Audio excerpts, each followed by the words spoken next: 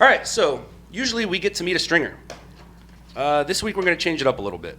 We're going to meet an artist. Not just a artist, the artist. Not just the artist, the reason why the name LOUDLABS exists. I'm going to get into a little story here. It's just more of a timeline. I'm not going to talk about the story of the story, but LOUDLABS is a story. We'll let Todd explain that story, whether that happens today, whether it happens tomorrow, whether it happens later in the future. You'll be hearing about this story for a while. But I'm going to give you a little bit of a timeline before we get into some video. All right. Todd has always had a story in his head. When I met him, he was kind of sketching it out here and there, kind of like a comic book. In the mid-90s, he started to write the story out with one of our buddies, Chad. That continued on for a bit until he put the story on t-shirts with a good friend of ours, Freddie. Freddie has always been about quality. I still have t-shirts with ink on it that has outlasted the material. That t-shirt story went all the way to the ASR show in 1999. ASR show is Action Sports Retail, where all the cool people are, all the cool companies. It was a very good party. We had a good time. That show was an eye-opener. It was fun and exciting, but it wasn't the way to get the story out. Right after that show, I got my first reel camera, which launched my stringer career, and all the while, Todd was making a name for himself with his video editing skills. We decided to take the story and start making some short films on it. We did some stuff, but having to rely on your friends as actors wasn't doing it.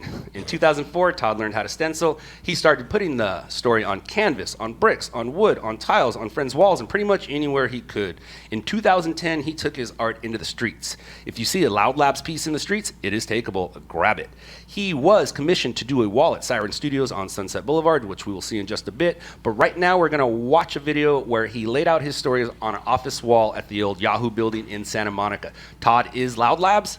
Here is LOUDLABS showing you his story.